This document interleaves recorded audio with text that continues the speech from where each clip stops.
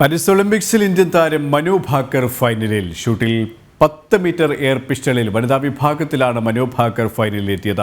10 metre air പിസ്റ്റളിൽ എത്തുന്ന ആദ്യ Indian വനിതയാണ് മനു ഭാക്കർ. പാരീസ് ഒളിമ്പിക്സിൽ ആദ്യ സ്വർണം നേടി ചൈനയും. Shooting 10 metre air rifle mixed team ഇനത്തിലാണ് സ്വർണം നേടിയത്. ഇവരുമായി സ്പോർട്സ് ഡെസ്ക് നിന്നും ഹരികൃഷ്ണൻ ചേരുകയാണ്. ഹരി, ഭാരതത്തെ സംബന്ധിച്ചിടത്തോളം മനു ഭാക്കറിന്റെ ഫൈനൽ പ്രവേശനം എത്രത്തോളം പ്രതീക്ഷ നൽകുന്നതാണ്?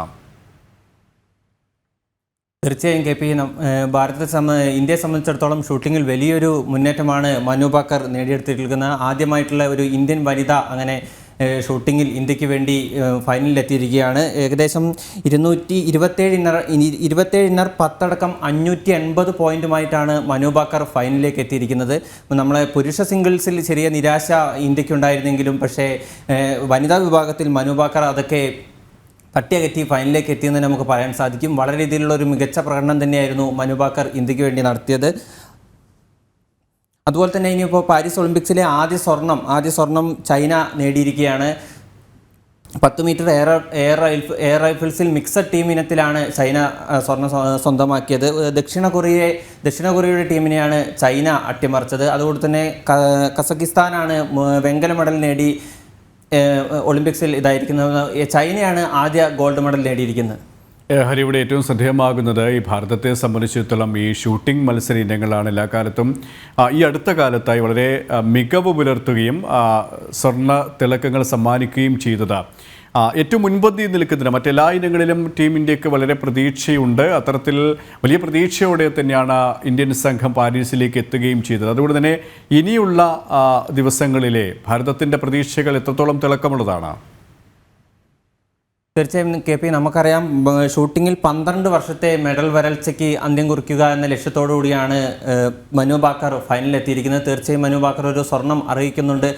അതിനുവേണ്ടി നമുക്ക് ആശംസിക്കാമെന്ന് തന്നെ പറയാൻ സാധിക്കും. മനു ഭാക്കറിൻ്റെ നമുക്കറിയാം നിരവധി മെഡലുകൾ ഇന്ത്യക്ക് നേടിയിട്ടുണ്ടെങ്കിലും പക്ഷേ ഒരു ഒളിമ്പിക്സ് മെഡൽ നേടാൻ സാധിച്ചിട്ടില്ല. അങ്ങനെ ഒളിമ്പിക്സിൽ 12 വർഷത്തെ ഒളിമ്പിക്സിൻ്റെ മെഡൽ വരൾച്ചയ്ക്ക് വിരാമമിടുക എന്ന ലക്ഷ്യത്തോടു കൂടി തന്നെയാണ് മനു ഭാക്കർ ഫൈനലിലേക്ക് എത്തിയിരിക്കുന്നത്. നമുക്കിനി അടുത്ത ഇന്ത്യയുടെ മത്സരങ്ങളിലേക്ക് പോകുകയാണെങ്കിൽ ഇന്ന് ഇന്ത്യ ഹോക്കി മത്സരത്തിന് ഇറങ്ങുന്നുണ്ട്. രാത്രി 9 മണിക്കാണ് ഹോക്കി മത്സരം. ഇന്ത്യക്ക് എതിരാളികൾ ന്യൂസിലൻഡാണ്.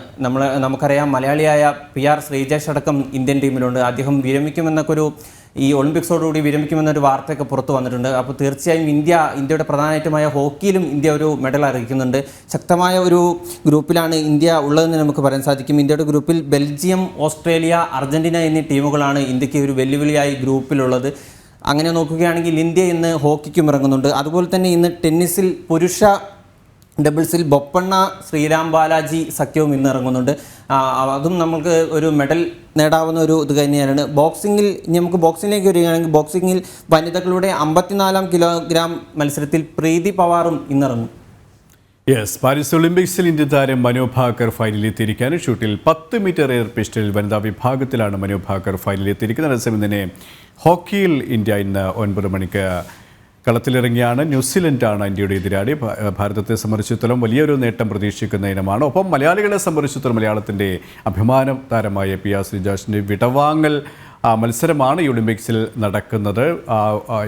അതുകൊണ്ട് തന്നെ അദ്ദേഹത്തിൻ്റെ ആ ഒരു മികവ്, ഗോൾവല കാക്കുമ്പോൾ അദ്ദേഹം പുലർത്തുന്ന ആ മികവ് ഇക്കുറിയും ആവർത്തിക്കും. ഇന്ത്യക്ക് ഹോക്കിയിലും ഒരു ഉറച്ച മെഡൽ അദ്ദേഹത്തിലൂടെ ഭാരതത്തിന് ലഭ്യമാകുമെന്ന് തന്നെ നമുക്ക് പ്രതീക്ഷിക്കാം, കാത്തിരിക്കാം. സ്പോർട്സ് ഡെസ്ക് ദിനം ഹരികൃഷ്ണനാണ് വിവരങ്ങൾ നൽകിയത്.